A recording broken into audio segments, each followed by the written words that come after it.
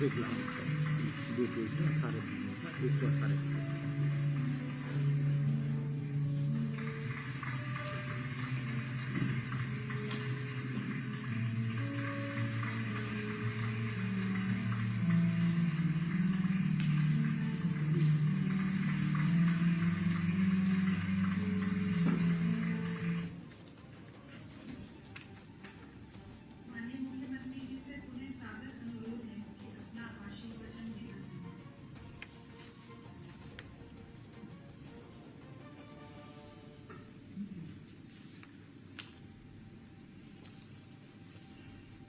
राजस्व परिषद के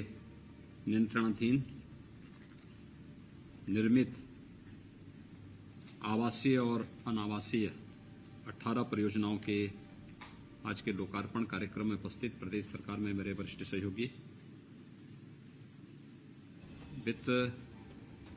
संसदीय कार्य और चिकित्सा शिक्षा के मंत्री श्री सुरेश कुमार खन्ना जी, राजस्व राज्य मंत्री श्री विजय कश्यप जी, प्रदेश के मुख्य सचिव श्री आर के तिवारी जी, राजस्व परिषद के अध्यक्ष श्री त्रिवेदी जी, अपर मुख्य सचिव राजस्व श्रीमती रेणुका कुमार जी,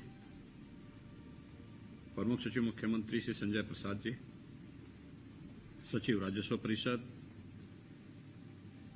राहत आयुक्त तथा अन्य सभी अधिकारीगण, जनपद स्तर पर इस कार्यक्रम में हमारे साथ जुड़े हुए सभी माननीय विधायकगण, जनपद स्तर के सभी अधिकारीगण, मैं सबसे पहले 18 जन परियोजनाओं के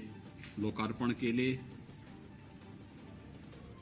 सभी संबंधित जनपदों की जनता को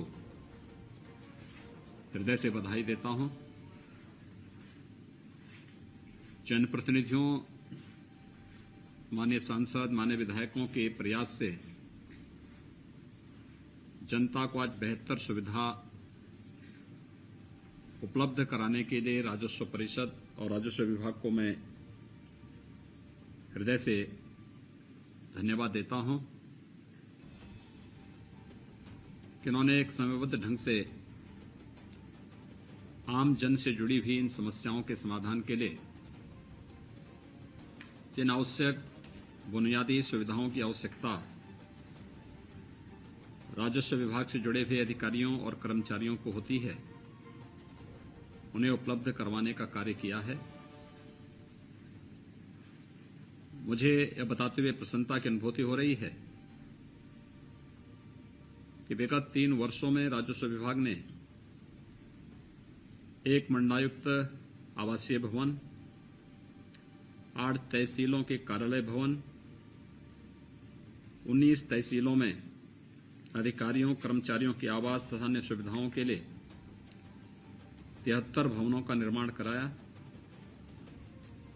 जिसमें 141 करोड़ 96 लाख रुपये की स्वीकृति जारी की गई। आज इसी क्रम में 5 नवसृजित तहसीलों में भवन निर्माण भी इसी के अंतर्गत आज संपन्न हुआ है, जिनमें 117.98 करोड़ रुपए की लागत से ये कार्य प्रदेश के अंदर पूर्ण हुए हैं। मुझे प्रसन्नता है कि अनावासीय भवनों में 12 परियोजनाएं तथा आवासीय भवनों में 6 परियोजनाएं सम्मिलित हैं, जिनमें तहसील जलालाबाद, जनपद शाहजहांपुर, तहसील सदर, जनपद हमीरपुर, तहसील जमनोहा, जनपद श्रावस्ती, तहसील पाली, जनपद ललितपुर, तहसील पैलानी, जनपद बांदा, तहसील नरेनी, जनपद बांदा, तहसील बांगरमऊ, जनपद उन्नाव, तहसील हसनगंज, जनपद उन्नाव, तहसील पयागपुर, जनपद बहराइच, तहसील खलीलाबाद, जनपद संत कबीरनगर, तहसील लंबोआ, जनपद सुल्तानपुर, ता मंडलायुक्त तथा मंडलायुक्त चित्रकूट धाम मंडल बांदा के कार्यालय के अनावश्यक भवनों का आज यहां पे लोकार्पण संपन्न हुआ है। साथ ही तहसील जमुना जनपद श्रावस्ती, तहसील कतौली जनपद मुजफ्फरनगर, तहसील नरवल जनपद कानपुर नगर, तहसील बांगरमऊ जनपद उन्नाव, तहसील गौरीगंज जनपद अमेठी तथा तहसील अजीतमल के आवासीय भवन भी आज लोकार्पित किए गए हैं। समस्त लोकार्पित परियोजनाओं के राजस्व भवन के अधिकारियों और कर्मचारियों को मैं इसके लिए हृदय से बधाई देता हूं। राजस्व विभाग सामान्य दिनों में हम लोग इस बात को महसूस करते हैं कि आम जनता से जुड़ी हुई उन समस्याओं का निस्तारण करता है जिसके लिए एक सामान्य नागरिक परेशान होता है। जो बातें यहां पर कही गई, विगत कुछ दिनों में बहुत अच्छे कार्यक्रम राजस्व विभाग के द्वारा संपन्न किए हैं, जिसमें से लोकप्रिय कार्यक्रमों में विरासत अभियान भी है। एक छोटी सी अवधि में लाखों वादों का निस्तारण होना, ये राजस्व न्यायालयों में लंबित, वर्षों से लंबित मामलों का समयबद्ध ढंग से निस्तारण करने में इस प्रकार के अभियान की एक बहुत बड़ी भूमिका होती है। इससे न केवल आम जन राहत महसूस करता है, बल्कि कभी कभी जब इस प्रकार के मामलों में लापरवाही होती है या अनावश्यक देरी होती है तो यह कानून व्यवस्था के लिए भी एक भारी संकट का कारण बनता है। हम अक्सर इस बारे में देखते हैं कि जब भी हम लोगों के जनता दर्शन के कार्यक्रम लगते हैं तो उसमें भारी पैमाने पर राजस्व से जुड़े हुए विवाद ही सामने आते हैं, या गांवों में जो भी विवाद सामने आते हैं उसमें राजस्व से जुड़े हुए मामले ज्यादातर देखने को मिलते हैं। शासन ने इसीलिए महीने में 2 बार संपूर्ण समाधान दिवस प्रत्येक तहसीलों में आयोजित करने के लिए पहले से निर्देश जारी किए हैं। ये संपूर्ण समाधान दिवस आम जन की समस्याओं का मौके पे जाकर के राजस्व टीम के द्वारा, पुलिस टीम के द्वारा समाधान का मार्ग निकालना एक बहुत बड़ा अभियान है और इससे एक आम जनमानस बहुत बड़ी राहत महसूस करता है। हम आभारी हैं प्रधानमंत्री मोदी जी के, जिन्होंने देश के अंदर स्वामित्व योजना को लागू करके गांवों से जुड़ी हुई उन समस्याओं के समाधान को बड़े पैमाने पर आगे बढ़ाने के लिए आज की आधुनिक तकनीक का उपयोग करते हुए प्रत्येक नागरिक को, जहां पर दशकों से उसके पूर्वज रहते चले आ रहे हैं, उस भूमि के स्वामित्व का लाभ भी उस परिवार को उपलब्ध कराने के लिए इस अभियान को विशेष रूप से प्रारंभ किया है। और मुझे प्रसन्नता है कि उत्तर प्रदेश में इसमें हम लोगों ने काफी बड़े पैमाने पर घरौनी प्रदेश के अंदर गांवों के उन लोगों को उपलब्ध कराने में बहुत बड़ी मदद मिली है। इस प्रकार की योजनाएं आम जन के मन में एक विश्वास पैदा करती हैं कि वह शासन की व्यवस्था के साथ जुड़ करके और इन योजनाओं के माध्यम से न केवल लाभान्वित होता है, बल्कि उसे शासन की व्यवस्था पर एक विश्वास भी उसका सुदृढ़ होता है। लोकतांत्रिक मूल्य इससे मजबूत होते हैं और व्यवस्था को आगे बढ़ाने में, जन सहभागिता के साथ आगे बढ़ाने में मदद भी मिलती है। आवासीय और अनावासीय भवनों की अपनी एक अलग भूमिका होती है। अक्सर हम देखते हैं कि बहुत सारी जगह आज भी जिला मुख्यालय नहीं बने हैं, तहसील मुख्यालय नहीं बने हैं, या मंडलायुक्त के आवासीय और अनावासीय भवन नहीं बन पाए। राजनीतिक कारणों से घोषणाएं सरकारें कर देती थी, लेकिन वहां पर जो बुनियादी सुविधाएं उन संस्थाओं को संचालन करने के लिए चाहिए, वे अक्सर नदारद दिखती थी। आप कैसे इस बात का अनुमान लगा सकते हैं कि बिना कार्यालय के और बिना किसी उचित सुविधा के हम लोग एक सामान्य नागरिक के दिन प्रतिदिन से जुड़ी हुई समस्याओं के समाधान के लिए वहां पर हर एक मौसम में उन कार्यक्रमों को आगे बढ़ा सकें। ये अपने आप में एक चुनौती थी। मुझे प्रसन्नता है विगत 4 वर्षों के दौरान जो प्रयास राजस्व परिषद ने प्रारंभ किए हैं उसके सार्थक परिणाम सामने आ रहे हैं और मैं आह्वान करूंगा कि जो प्रयास प्रदेश सरकार ने प्रारंभ किया है कि हम राज्य सरकार से जुड़े हुए सभी विभागों के एकीकृत भवनों के निर्माण की कार्रवाई की तरफ आगे बढ़ें, क्योंकि बहुत सारे मंडलायुक्त कार्यालय वर्षों पुराने हैं,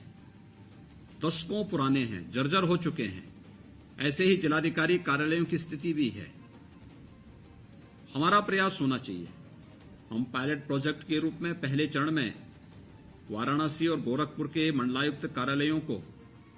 और फिर जिलाधिकारी कार्यालयों को ले रहे हैं और हमारा प्रयास होना चाहिए कि जनपद स्तरीय सभी कार्यालय